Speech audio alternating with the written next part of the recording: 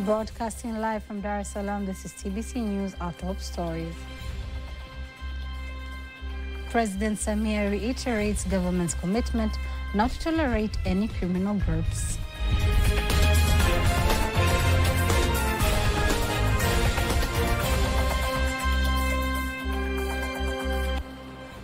The Duchess of Edinburgh, Sophie, visits Tanzania.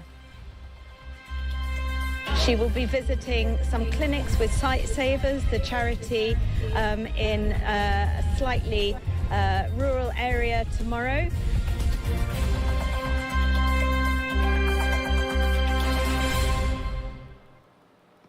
Good evening, I am Teddy Imparanyanga. You can also follow us live via YouTube channel TBC Online and also get all the latest news through our Instagram, Facebook and X pages at TBC Online.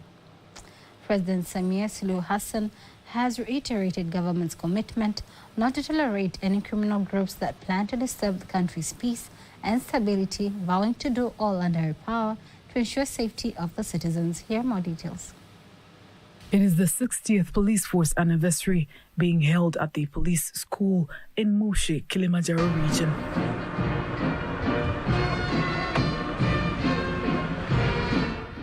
The President and Commander-in-Chief, Samia Suluhu Hassan, is the official guest of honor at the celebrations. President Samia Suluhu Hassan uses this platform to warn those who plan to disturb country's peace and stability.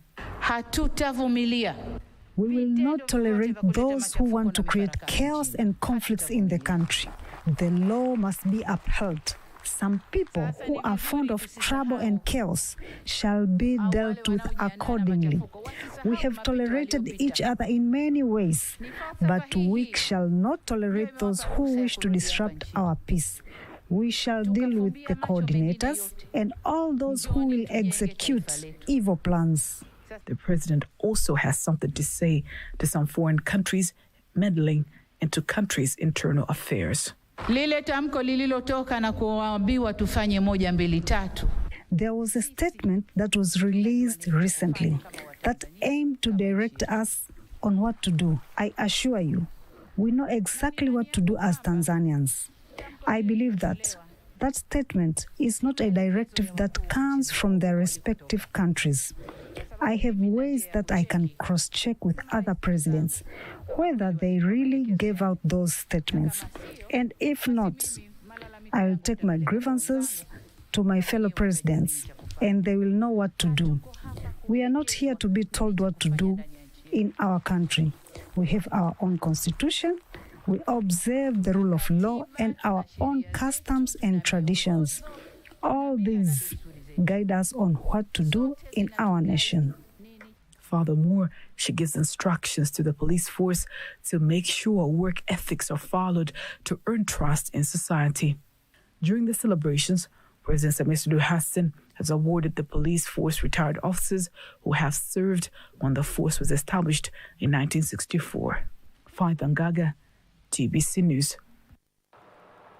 TBC News speaks to Analyst Tbcnews, who shares his views on the government's commitment in ensuring safety of the citizens as police force marks its 60th anniversary. Recently, there have been occurring things which were highly endangering our peace and security, as we, those things were connected by these, serial killings, and for which the perpetrators are known. So there was a lot of pressure from inside, politicians, people in Tanzania, and of course other figures from the international arena. All of them were, of course, pushing President Samia to admit by condemning the Tanzania police forces as the one who are, of course, by their failure, this kind of incident occurred. But Mama Samia was not reluctant to admit it, and today came out in the public with a speech telling us why.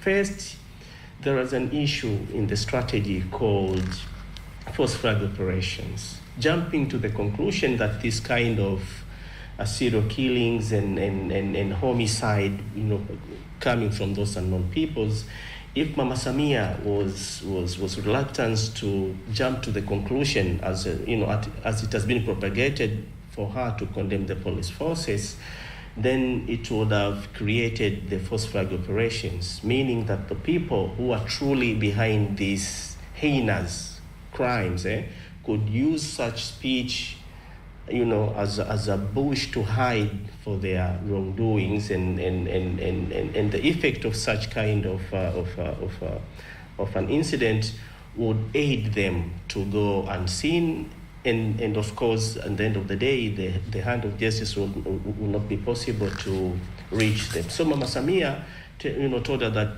in all other jurisdictions internationally, things that have been occurring in Tanzania are always kept under scrutiny. So she has, of course, asked the Tanzania police forces and other instruments of security in Tanzania to investigate and come out with the clear findings on those who are behind such kind of heinous crime. And another thing that which have been touched by Mama Samia's speech today was concerning the strikes, which have been declared by the opposition. But the danger of such kind of strikes were not the nature that allowing such kind of things to be conducted in Tanzania. Not at all. The bad thing about such strike is that those people who are engineering such kind of incidents have already come out with the slogan "Samia out." Whereas in Tanzania, our constitution has laid out provisions which are directing us to change power. The whole process of shifting peoples from the political office are laid in constitution. So by any chance, allowing any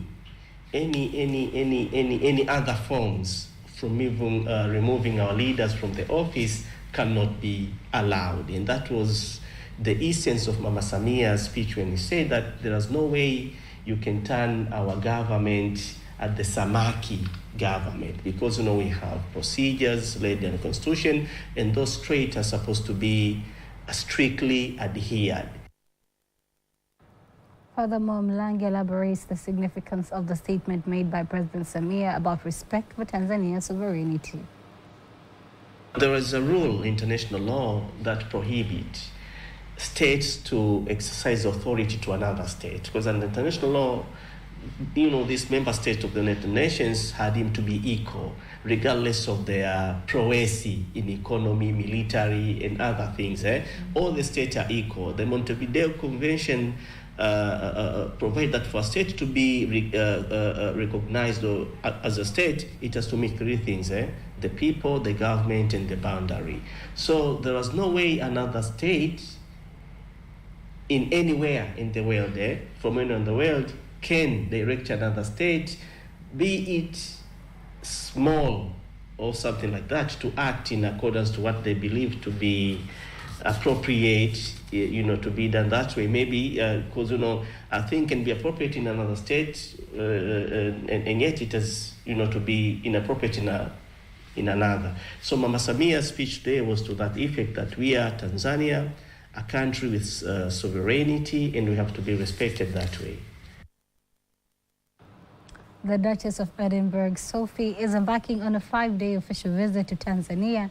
This marks the first visit by a member of the UK royal family to Tanzania since the Duke of Cambridge's visit in 2018. Speaking to Tbcnews, the UK ambassador to Tanzania, Mariana Young, says the Duchess's visit reinforces collaborative efforts between the UK and Tanzania in the fields of health, agriculture, and women's empowerment, expecting to tour Dar es Salaam, Arusha, and Zanzibar.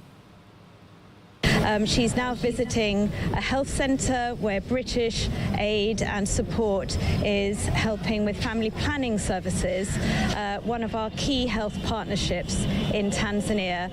She will be visiting some clinics with Sight Savers, the charity, in a slightly rural area tomorrow, and then we're going to Zanzibar again to see some projects on the ground before going to Arusha at the end of the week to look at some agricultural work that the British government is working in partnership with our Tanzanian Commonwealth partners to help in that area.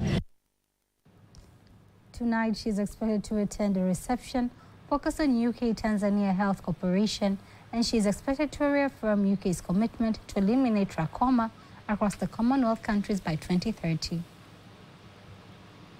The Minister of Industry and Trade, Selman Jaffo, says the completion of the fishing port between built in Kila district will present various business and investment opportunities and boost country's economy and local residents' revenue in the Lindi region.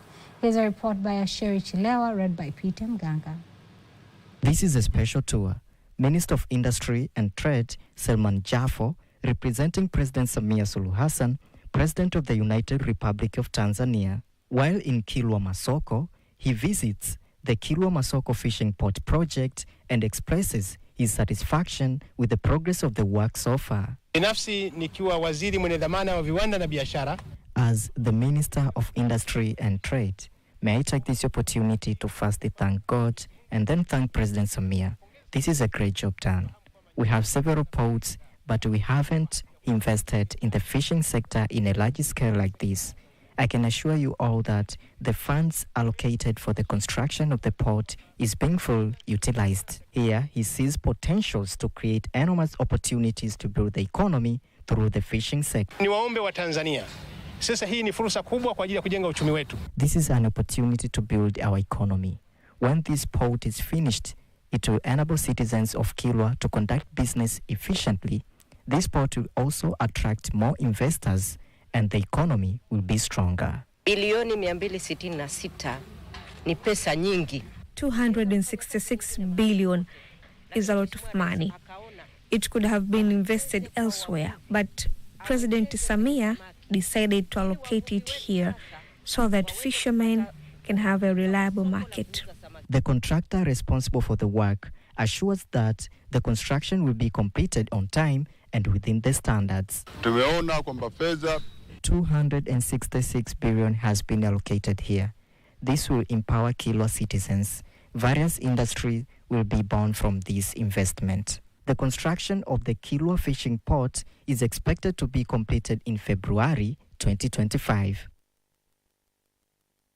Support to the partner states, East Africa Community Secretariat is donating modern laboratory equipment to partner states to strengthen the rapid detection and identification of pathogens that cause disease outbreaks in the region, including Mpox virus, among others. Here are more details. Deputy Secretary of the East African Community, Andrea Arik, says more than 100 cases have also been reported in the Republic of Burundi, and isolated cases have been reported in Kenya, Rwanda, and Uganda. And this calls for urgent action by the East African Community partner states to put in place collaborative measures to effectively contain Mpox and other health security threats at regional, national, community, and cross-border levels, as underscored in Article 118 of the treaty establishing the East African Community. In 2024 alone, 17,541 cases, of which 517 death cases have been reported from 13 AU member states. The Democratic Republic of Congo has the highest number of cases and accounts to 96% of all cases and 97% of all death reported cases in 2024. This donation shall complement the 9 mobile laboratory units previously donated to partner states in 2020 and that played a key role in the regional response to disease outbreaks such as COVID-19, Ebola, and Marburg. In addition, the East African Secretariat is donating 1 mobile laboratory unit to DRC to strengthen the response to the ongoing Mpox disease outbreak.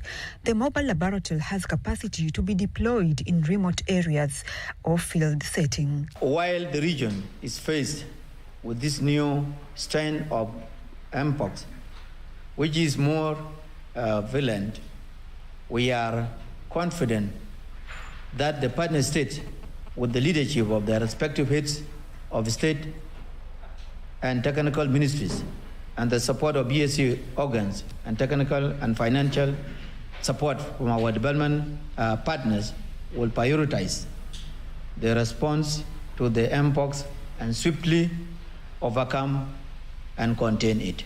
This project is focused on tackling disease outbreaks within the EAC region, epidemic-prone ones of cross-border potential. And during this project, we've already established a network of 9 mobile laboratories that have been involved in responding to various outbreaks in the region. President of Zanzibar and Chairman of the Revolutionary Council, Dr. Hussein Ali Mwinyi, says that Zanzibar still needs more investments, as there are more opportunities for investors to invest that have not yet been promoted internationally. Speaking with investors from Asia at State House in Zanzibar, President Mwinyi says that his government will cooperate with them, saying that they can invest in tourism, agriculture, sports and film industry. On his part, Minister of Tourism in Zanzibar, Mudrik Ramadan Suraga, says that his ministry urges the investments to promote Zanzibar and find market for products manufactured in the country, while the coordinator of Asian investors, who is also manager of Swahili Safari Company, Rajiv Desai, says that his company plans to invite investors from Dubai and India. So this group, collectively, they have different segments. We have people within the film industry, we have tour operators, we have influencers, and we have businessmen and women. We're looking at 4 major areas. One is to the launch of the Blitz India magazine, which is this one, which we have officially launched today. And this is the first edition, but the second edition that will be coming out will be Blitz India, the Zanzibar edition. Very big way in India because he imports a lot from there, but we said we need to take this to another level. So we came up with a strategy of promoting Zanzibar tourism, particularly in the Asian shores, especially India and Dubai. And that is why we said we don't only want to promote Zanzibar as a destination for leisure and adventure, but also for investment tourism, which is, I know, a big part of the agenda. At the event, Blitz India magazine, aiming at promoting relations between Zanzibar and India in economics, development, tourism, arts and culture, was launched. The government is in final stages to complete construction of the main market in Mwanza region. Speaking in Mwanza after inspecting the construction process, Minister of Finance Mwigulu Nchemba says that the implementation of the project that has reached 96% is part of President Samia Suluhu's Hassan agenda of empowering citizens economically. Kwa maana hiyo sisi tuwatakie kila laheri wananchi wa Mwanza. I wish for all the best to Mwanza citizens, and I urge them to utilize well this facility. Moreover, we should all congratulate the President for the great job. This modern market will revolutionize the income of the people of Mwanza. I can say that all the necessary requirements are available here. Construction of the market is expected to cost more than 23 billion shillings. The head of College of Business Education, Professor Eda Luoga, says that the completion of the student hostel construction project will enable the college to provide accommodation services for students, especially girls, thus contributing to the national goals of providing education in a better environment. Speaking to journalists in Dar es Salaam, Professor Eda said the project is an opportunity for the private sector to collaborate with the government to expand the scope for employment for Tanzanians.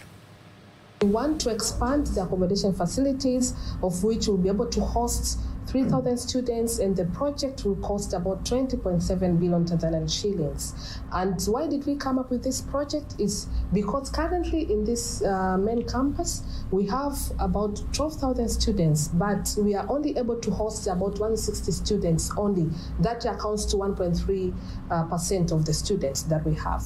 So we expect by having this project, we'll be able to host about 30% of the students that we have. So we are inviting all interested partners, all stakeholders, who will be interested to invest in that project to come and attend that event, of which they'll be able to know different benefits by engaging with us, and they'll be able to know if they want to engage, what can they do in terms of finances and all other issues that will be concerned. On his part, the head of finance and planning at CBE thanked the Ministry of Finance for facilitating the feasibility study in designing the project for the well-being of Tanzanian children seeking education. The ministry has been a helping hand in supporting the feasibility study, which was very important for making this opportunity much clearer, as well as supporting the event that will be taking place on 20th. The ministry, through the PPP Center, have extended financial support to the college in preparing as well as completing the whole event of market sounding, as well as the feasibility study, as well as, of course, helping the College of Business Education, both technically and financially, as we have mentioned. More than 20 billion shillings are expected to be used for the construction of the project and to completely reduce the challenges of girls who rely on street hostels. And before we wind up our local news tonight, let us now take a look at today's exchange rates according to the Bank of Tanzania, BOT.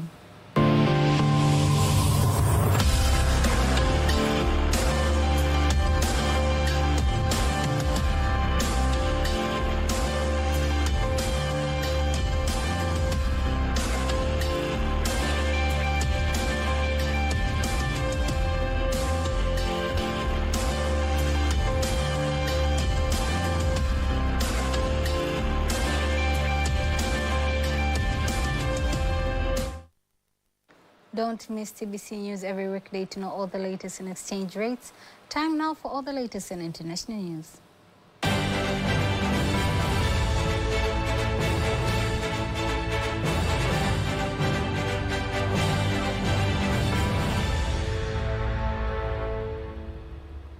Nigeria's President Bola Ahmed Tinubu has announced the establishment of a disaster relief fund to support flood victims and other citizens suffering as a result of the pains caused by climate change across the country. President Tinubu made the call during a meeting with the governors and the chairman of the National Assembly, Senator Godswill Akpabio, the governor of Borno State, and other key stakeholders at the Borno State Government House, Maiduguri. The president said doing so would hasten responses and help rebuild the affected areas of states and communities affected by climate change. That was international news. Sports news up next.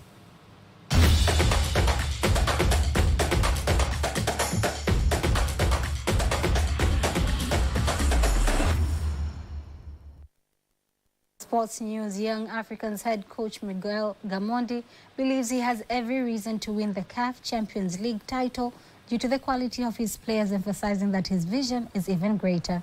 Speaking to journalists at Young Africans headquarters in Dar es Salaam, Gamondi stressed that at the moment he doesn't see the need for the squad to sign additional strikers, as those currently available are sufficiently capable.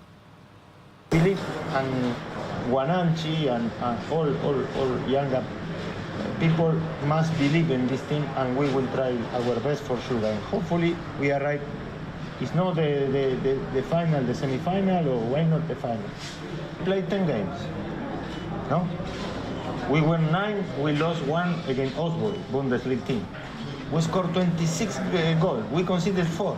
The president tomorrow say me, there are a big player and big striker, if we can pay, yes, but no, and we'll see. Young Africans play CBE in the return leg match with 1-goal advantage, hoping to win the second game easily on Saturday at Benjamin Mkapa Stadium and cruise to the CAF Champions League group stage. The head of Women Rugby Development, Fatma Eli, believes that the formation of the first rugby women team will serve as a catalyst for the growth of the game in the country. Fatma says this is the beginning of increasing participation of women in the rugby game, ready to participate in international competition. This is a good start for women's rugby because this is first of all, it's historic, and I'm sure that now the women can see the unveiling of the kit and will want to join rugby in other clubs so that they can be in the squad for the national team of Tanzania. The Tanzania rugby national team is expected to unveil their first national women's kit, which will be used for the coming international tournament. And that was sports news. And now, before we conclude the news bulletin for tonight, let us take a look at the weather forecast for the next 24 hours. Analyst from Tanzania Meteorological Authority. Welcome to 24 weather forecasting starting from tonight. The wind is expected to flow at the speed of 20 km per hour for the entire coast, and the state of the sea is expected to be slight. Over the Lake Victoria, the wind is expected to flow at the speed of 30 km per hour. The state of the lake is expected to be moderate. Lake Tanganyika in Lake Nyasa, the wind is expected to flow at the speed of 20 km per hour. The state of the lakes are expected to be slight. And for tonight, the cooler condition is expected over the southeastern highlands, and the minimum temperature is expected to be 9 over Njombe. For tomorrow, parts of Lake Victoria Basin, which include Kagera and Geita, are expected to feature partly cloudy condition, thunder showers over a few areas, and sun period. Mwanza, Shinyanga, Mara, and Simiyu are expected to feature partly cloudy condition, thunderstorms over a few areas, and sun period. Over the entire coast are expected to feature partly cloudy condition, light rain showers over a few areas, and sun period. And the rest of the country are expected to feature partly cloudy conditions. Now let's have a look on 4 days weather forecasting. Dar es Salaam, maximum temperature of 32 is expected. Dodoma, mainly dry condition with a minimum temperature of 16 are expected. Mbeya, dry condition with a minimum temperature of 12 are expected. Mwanza, maximum temperature of 33 are expected. Kilimanjaro, dry condition with a maximum temperature of 32 are expected. Morogoro, dry condition with a minimum temperature of 18 are expected. Arusha, maximum temperature of 29 and minimum temperature of 14 are expected. From Tanzania Meteorological Authority, thanks for watching and have a good night. And that marks the end of the news bulletin for tonight. Do not miss our next bulletin in Kiswahili at 11 p.m. On behalf of the whole team, I am Tbcnews. Have a lovely, lovely night.